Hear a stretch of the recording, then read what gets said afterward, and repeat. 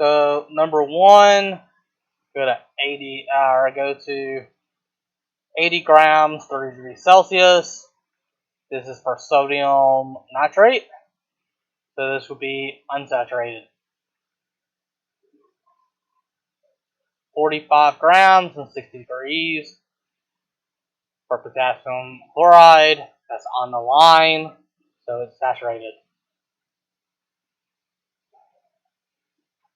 30 grams at 30 degrees for potassium chlorate, above the line, so it's super saturated. 70 grams, 60 degrees of lead nitrate, below the line, so it's unsaturated. Y'all mind closing the door?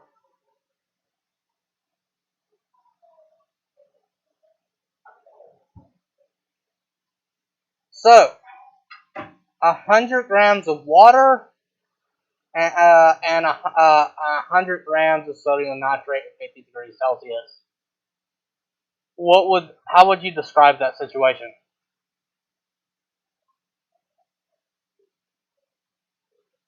So for each 100 grams of water, you added 100 grams of sodium nitrate. Let's see.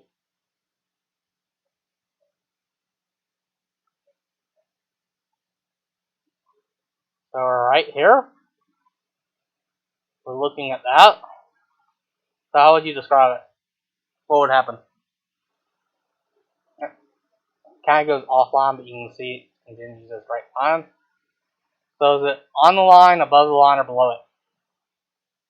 So that means it's unsaturated.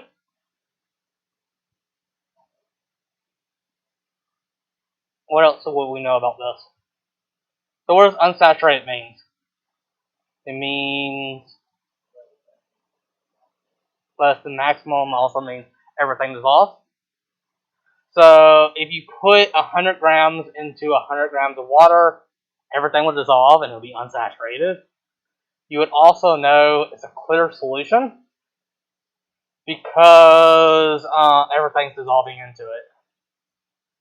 What would happen if we cool the solution very slowly to 10 degrees Celsius?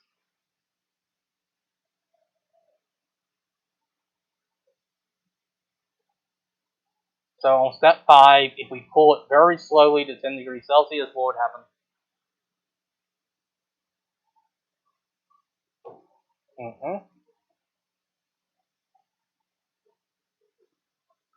So if we do it very slowly and move it over here, it'll be above the line and it'll be super saturated. It'll be extra solute remains in solution. Again, this is unstable. I looked in the lab. I don't have any sodium acetate. I will get it. It's coming in next week, and we will make a super saturated solution and force it to come out. So when it says part A is referring to step 5, what would happen if we instead of cooling it very slowly, we quickly dump it into an ice bath?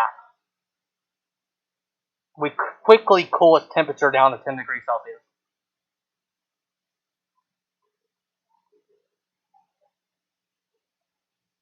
What would happen? So it's at 50 degrees Celsius, and we quickly do it to 10. So very quickly move it over here. So in order for it to be super saturated, we have to very slowly reduce its temperature.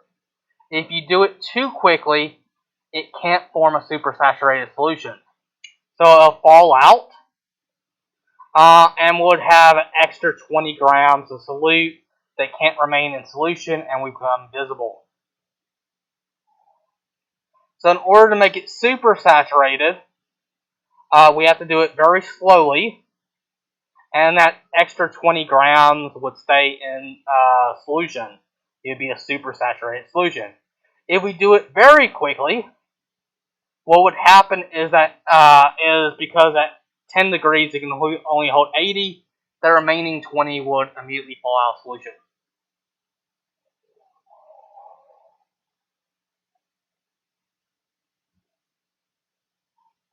How to use a solubility graph and identify the substance, given the solubility in grams per 100 grams of water. Again, 100 grams is equal to 100 cubic centimeters, or 100 milliliters of water, because the density of water is 1 gram per cubic centimeter, or 1 gram per milliliter.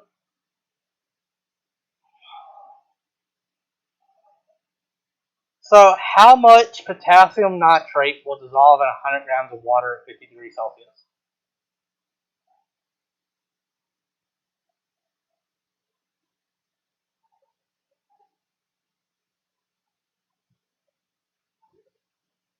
$84 is a good guess.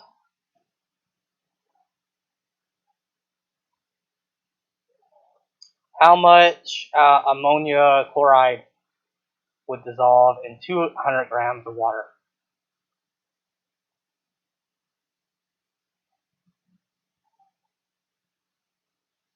Remember, this is a somewhat trick question.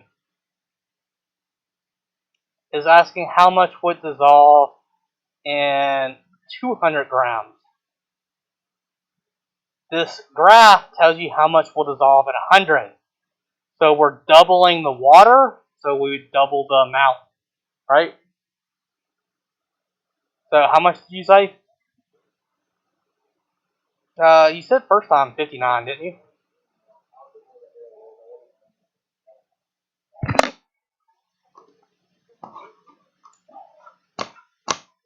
So at 70 degrees, looking at 62. Yeah, I would agree. So 62. So that means 62 grams can go into 100 grams. So you can double that, and it should be 124 grams for 200 grams, right? They just did 120, but I agree 124 is much closer. At what temperature would 22 grams of potassium chloride dissolve in 50 grams of water?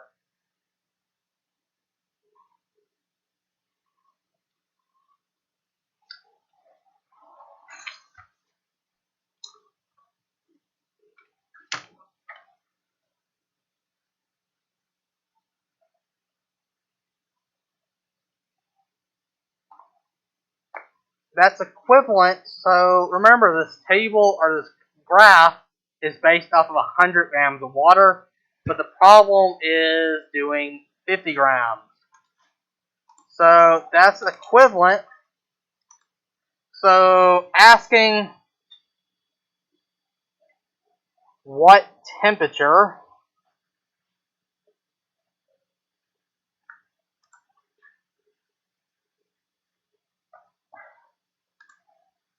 what temperature would 22 grams of KCl and 50 grams of water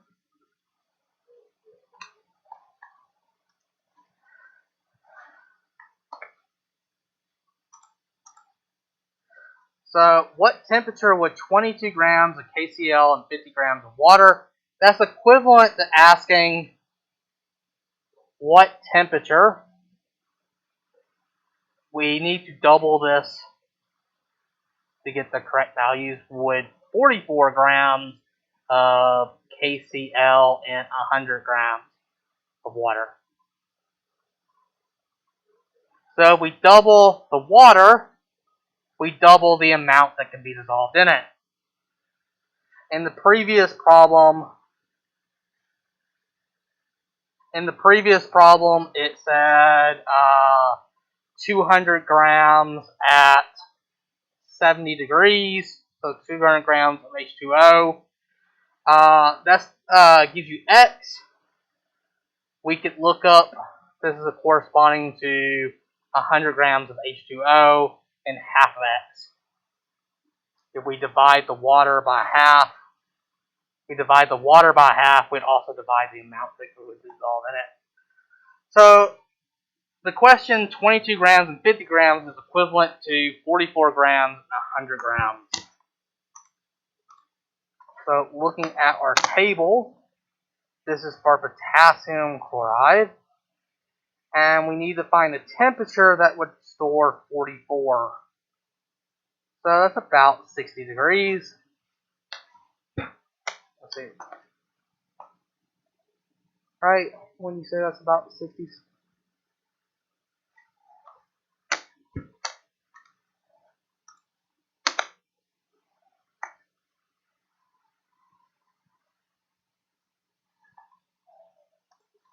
So let's look. So 45 is about 65. I don't trust this answer. This answer is horribly wrong. They put 68, but that doesn't make any sense, does it?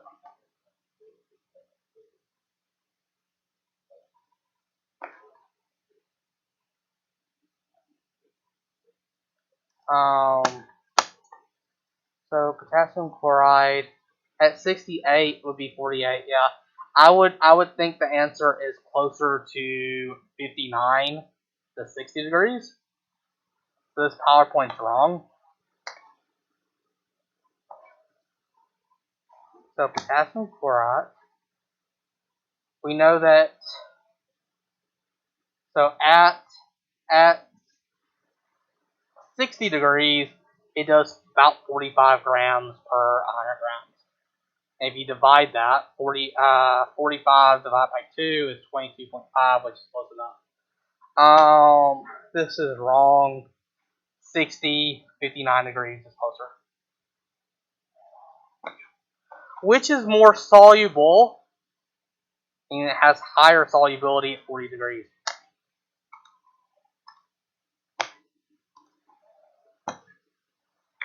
Ammonia or potassium chloride.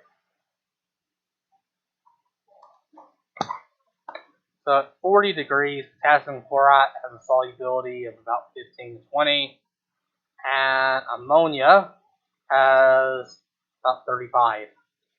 So ammonia would be the higher solubility.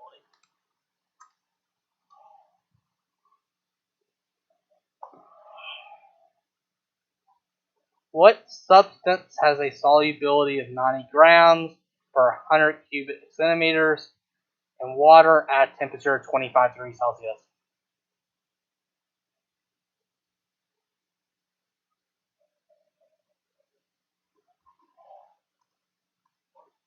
So at 25 degrees Celsius, has a 90, roughly 90, that'd be sodium nitrate.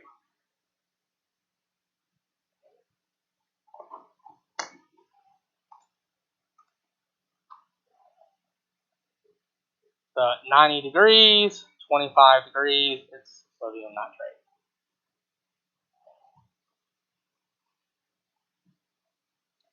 What substance has a solubility of 200 grams per 100 grams of water at 90 degrees?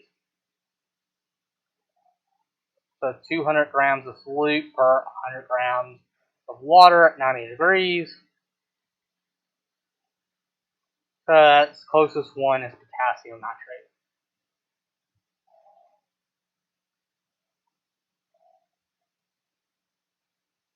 What is the solubility of potassium nitrate at 80 degrees? So we're looking at potassium nitrate at 80 degrees. It's about 170. So that means you can put 170 grams of potassium nitrate into 100 grams of water if it's at 80 degrees Celsius.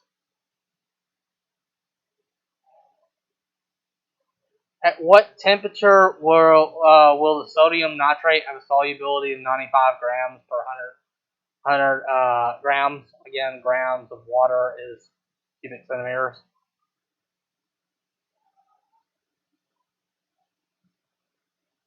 So 95 of sodium nitrate, about 30 degrees.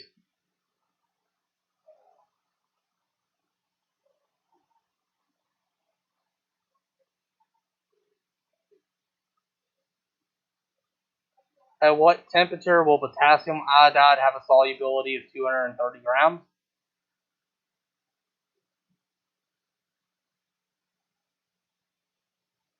So looking at 130 grams, going up to potassium iodide.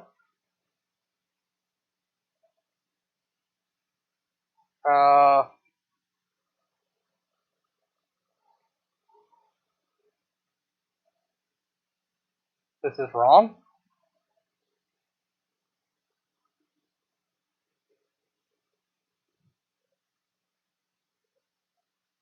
That is clearly wrong.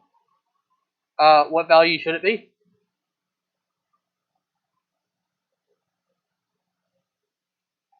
Around 0 to 2 degrees Celsius. Because we should be looking at potassium iodide. For some reason, it went to sodium nitrate.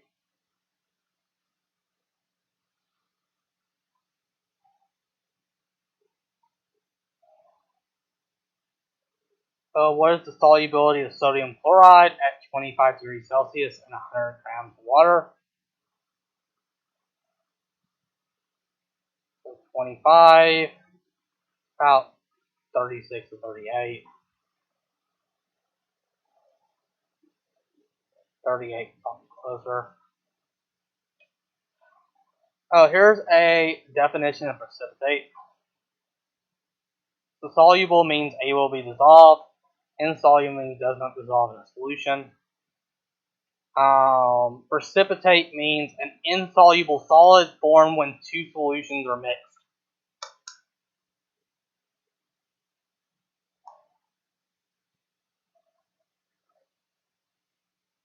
I like using it as more like a verb. You say something precipitates, that means to fall out of solution and become solid.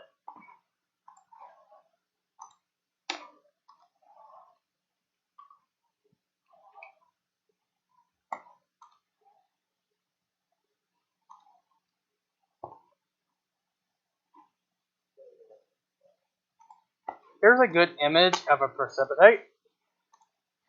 We have a clear liquid here and a clear liquid here. They react and sulfur is released. This sulfur is solid. It's very fine because it's doing it at the atomic level. This sulfur will eventually fall all the way down to the bottom, and you'll have a layer of pure sulfur at the bottom. But this is two clear liquids mixing, and they're producing a solid. Examples, they're dropping liquids into it, and they're precipitating outwards. The precipitate is the solid substance that comes out of solution. We can have it in suspension, but that's not precipitate. Precipitate is the solid that forms at the bottom.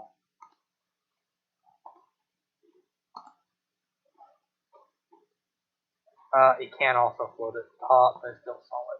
It comes out of solution.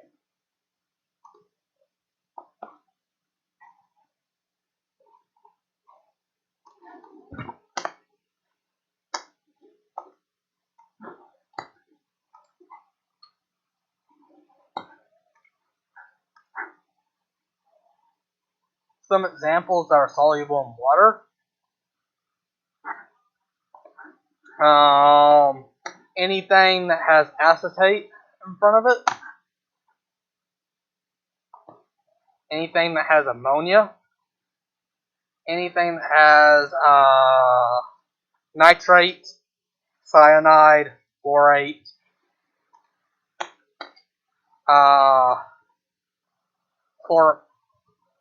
no, this is chlorite. Chlorite, that's chlorite. That's hypochlorite, chlorite, and chlorate. And then that would be perchlorate. Anything that has bromine, unless it also has silver, lead, or mercury. Anything that has sulfate, unless it's attached to lead, like lead sulfate won't dissolve in water. Things that are insoluble are like things like this. You don't have to memorize these though.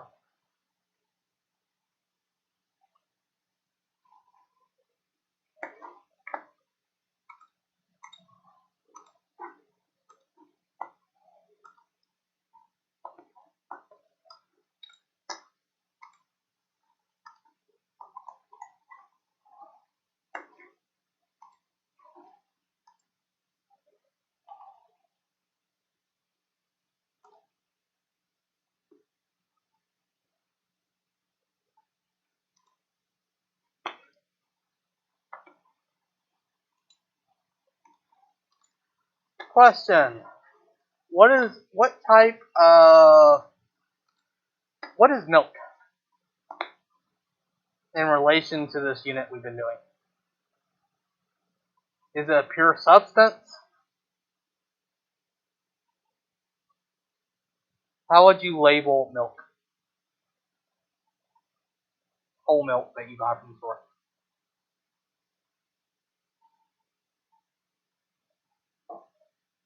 Is it a pure substance? What is a pure substance?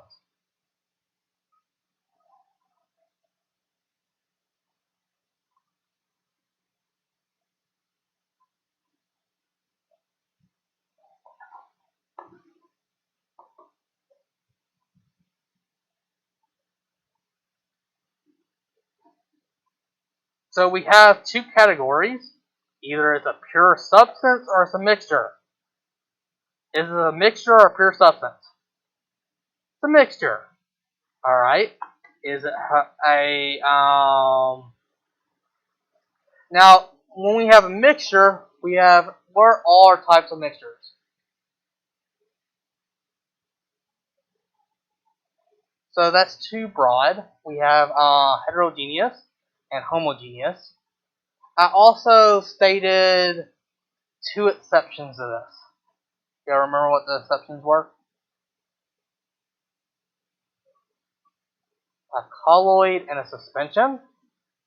And what I say was an example. So how do you tell something is a true homogeneous solution?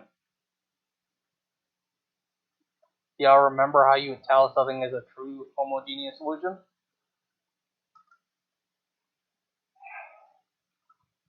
$10 effect. Let's see. So, true solutions are like Kool-Aid, sugar water, salt water. You can see it is transparent. Can you see through milk?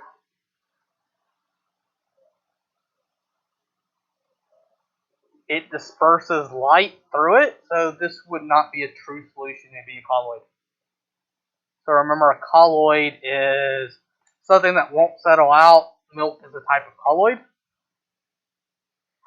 It's closer to being homogeneous than it is heterogeneous, but it's technically fall under the category of being colloids. So it's something in between a homogeneous and heterogeneous. What would water be?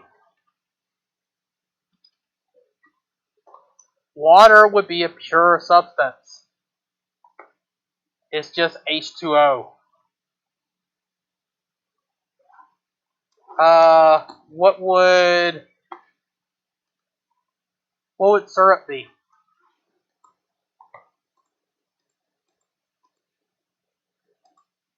Okay, it's a mixture. What type of mixture?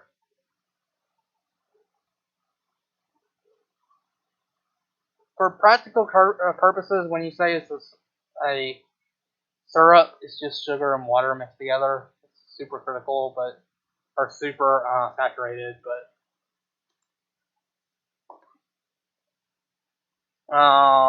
that would be a homogeneous solution, or homogeneous mixture, also known as a solution. What would brass be?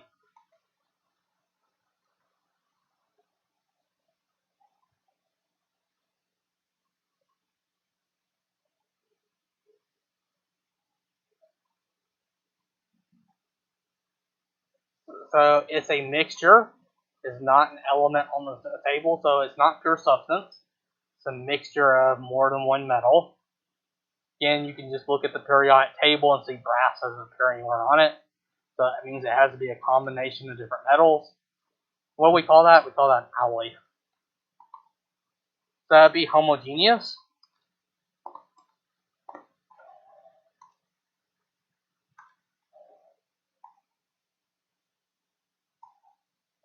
What's another name for a homogeneous mixture? Solution. What's a compound?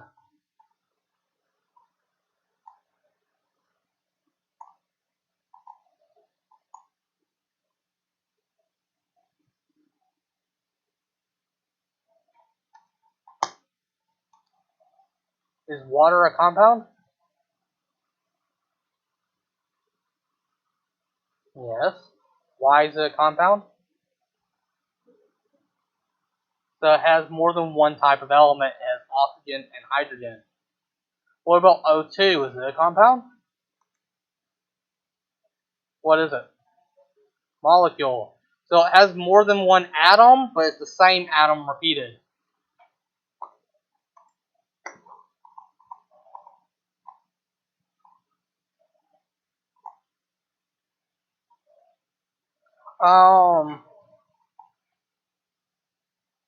What is true?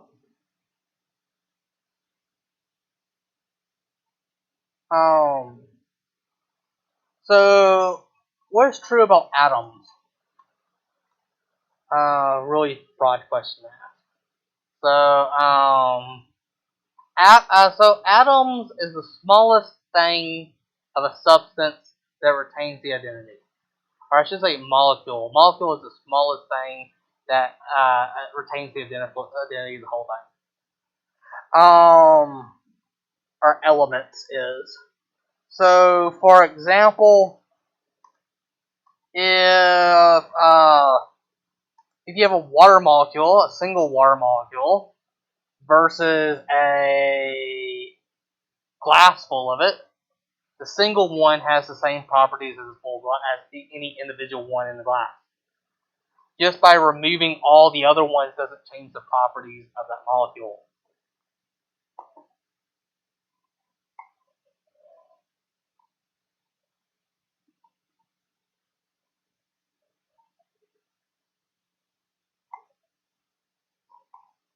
So H2O molecule versus a full glass, it will still have all the same properties as a full glass.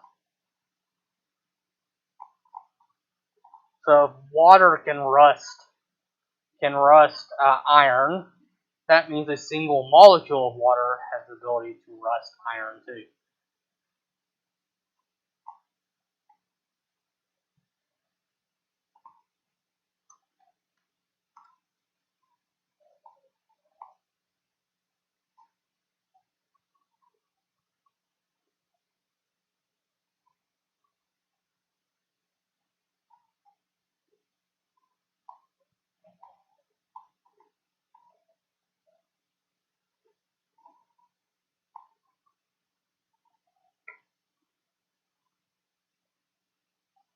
So what's the definition of a pure substance?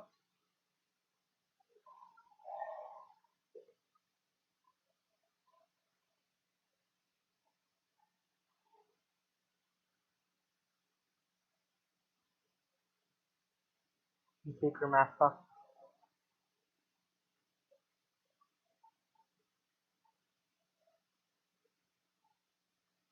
So a pure substance only contains one type of molecule, or one atom, or one compound.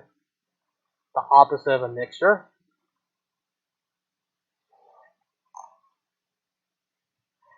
How can you increase the solubility of a solid?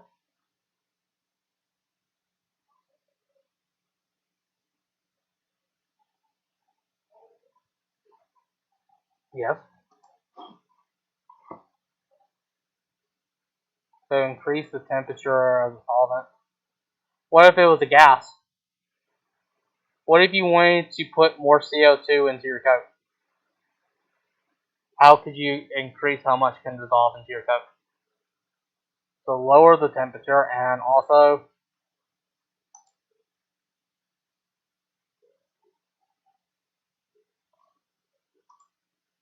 increase the pressure.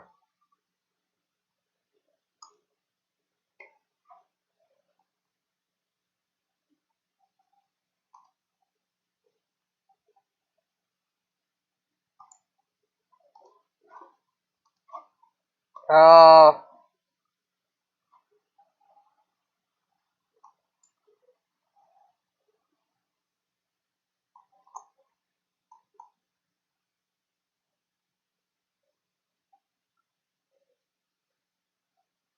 how would you describe spaghetti?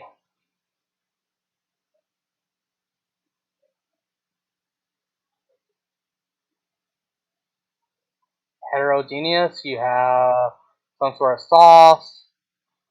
Um, yeah.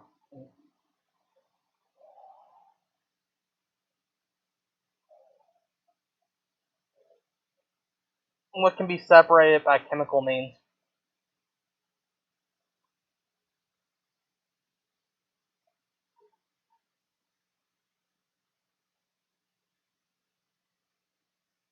So molecules and compounds. So water. You can use chemistry to break apart the hydrogen and oxygen, or you can just use electricity. That's one of my favorite things to build. Whenever I was uh, in my chemistry class, I did it for speech. We had to do some project, and most people like baked something and wrote like a story and gave a speech on it. I converted hydrogen or water into hydrogen and oxygen, and wrote on the scientific process of it.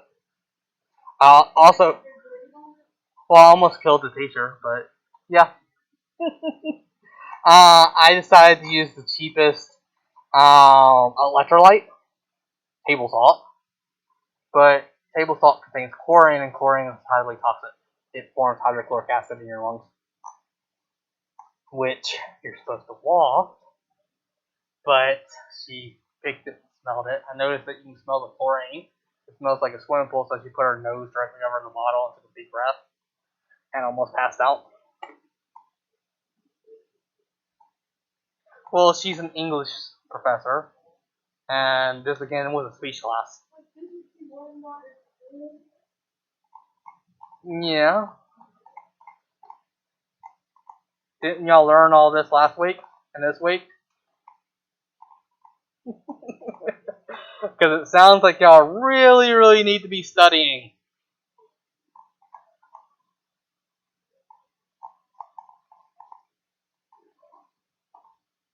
Oh, there is one thing I forgot. Let's see, I think it's in this PowerPoint. You don't have to do any math with it. Besides reading the solubility curves. The amount of solute in a solution is given by its concentration. And we use something known as molarity. This is moles of solute per liters of solution. This is actually very important because if you go in that lab, it does not tell you that this is 90% or 98% pure. So in the lab, it would not tell you this is 98% sulfuric acid. It will tell you this is 28 molar acid, or this is 1 molar acid. And you have to sit there, is this 1% acid and 99% water? Or is this highly concentrated and will kill me if it touches my skin? Most chemicals in a lab do not tell you its concentration, except for a molarity. It tells you how many moles of solute are in the total amount of liters of solution. This is why learning moles and how to do conversion is very, very important. So here's an example. Again, I'm not going to make you do the math. Dissolve 5 grams of nickel chloride hexahydrate in enough water to make 250 milliliter solution, and calculate the molarity. So the molar mass of this is 237.7 grams. Molarity is number of moles over volume. So to calculate the moles of that, you get to calculate the molar mass. That tells you the number of moles. We're putting it in. We're going to have a total volume of 0.250 liters, and so the molarity of this concentration would be 0.0841 molarity. So you count. This is the volume of the final product. And not the volume of water you add. So whenever you add 5 grams to some water, you're not adding it to 0.25 liters of water. This is, bless you, this is after you add 5 grams, the total volume ends up to being this. Does that make sense? Do another problem. What mass of oxalate acid is required to make 250 milliliters at 0.05 molar solution? So we know that volume is that, or molarity is that.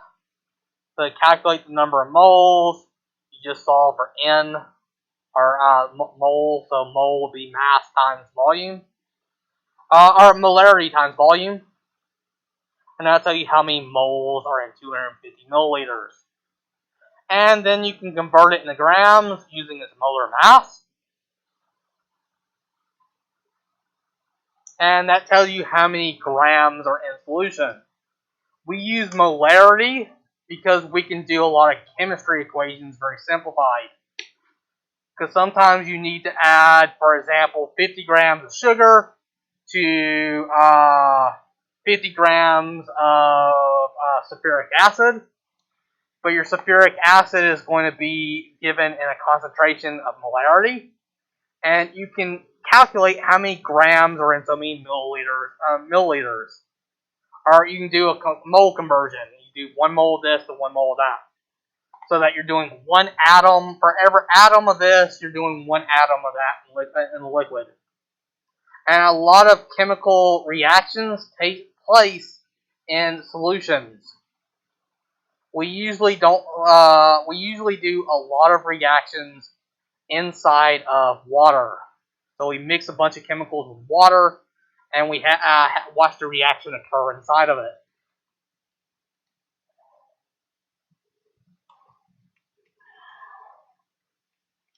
All you need to know, though, is the equation. Molarity represents the moles of solute per liters of solution.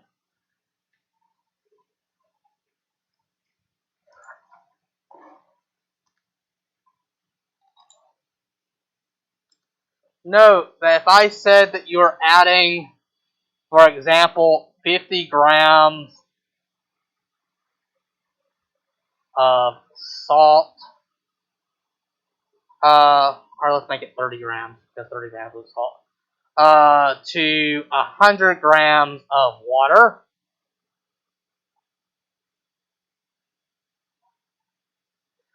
so molarity is equal to the moles of solute and over the final volume of solution. What is the final volume of solution? I'll even change this to milliliters. The final volume is not 100 milliliters because the salt takes up its own volume. You would have to also know the density of the salt so that you could calculate the final volume of the solution.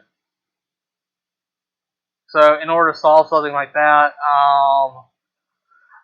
what you usually do when doing this problem is you don't use a fixed amount of water. Instead, you just pour enough water so that the final concentration is wherever you want it to be.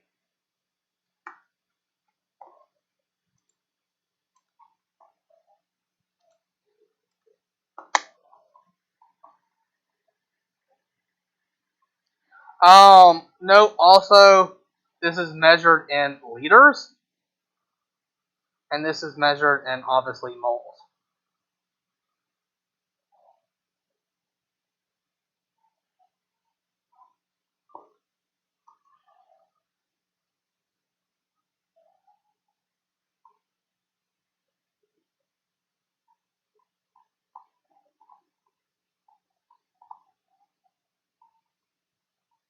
We'll do more review tomorrow.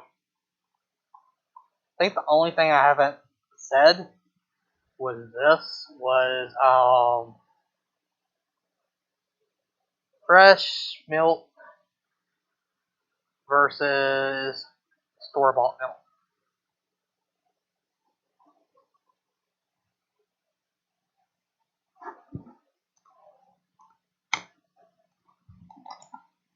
Does anyone know the difference? So, milk that comes directly from a cow versus store-bought milk.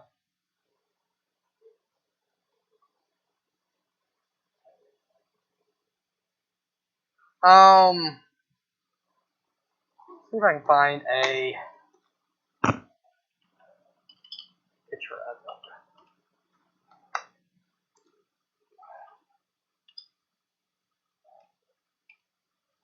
It should say on the label, if I can find a high enough concentration, or a high enough resolution.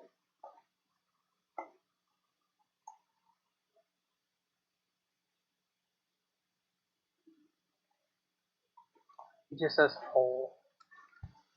I mean, it should.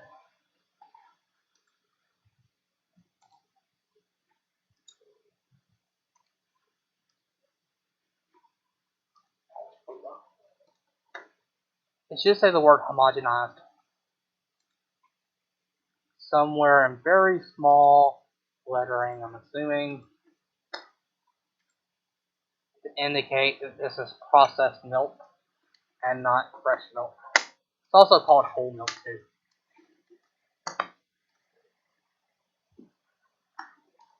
So this is homogenized. How do you spell homogenized?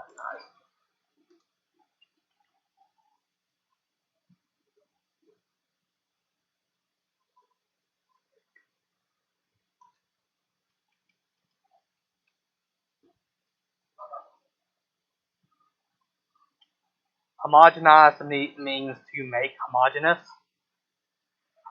It's not truly homogeneous because it's a colloid. This is a colloid.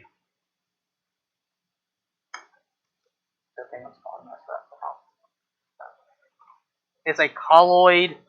It's somewhat homogeneous, but what they do in fresh milk is closer to being heterogeneous.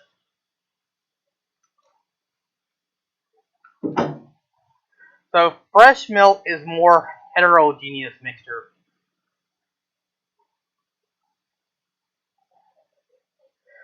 That is another way of saying it's closer to being a suspension.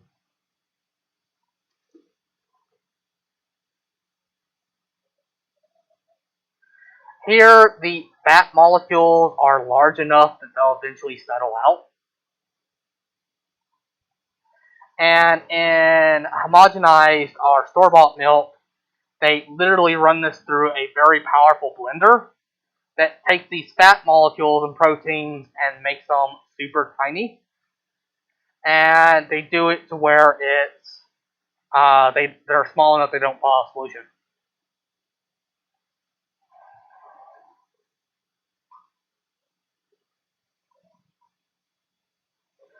By the way, on a multiple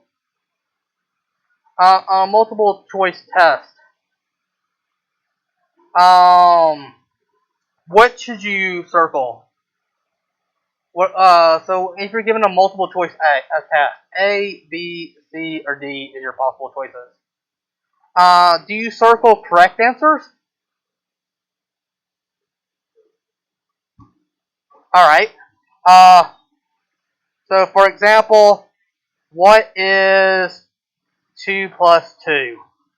4, 4, 4, all the above. So if you put A, this is correct. Would you get it right? So do you circle correct answers? You circle the best answer.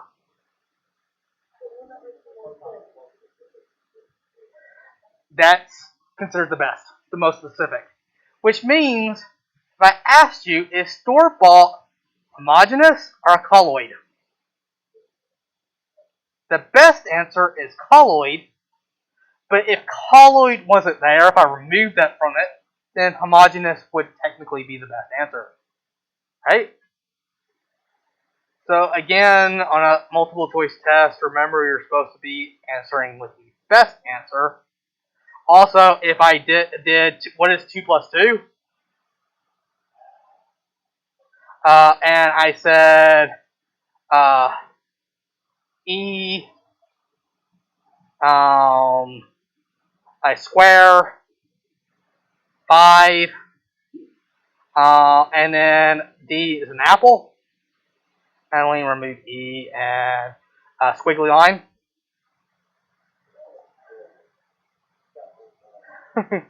You can argue that case. I would allow that. But this was the only number. I would also argue this is the closest answer to it.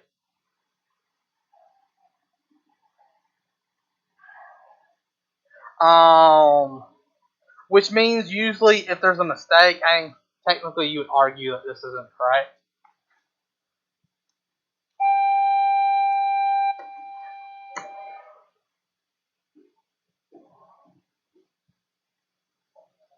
I would study a little bit so that you're not confused during the review.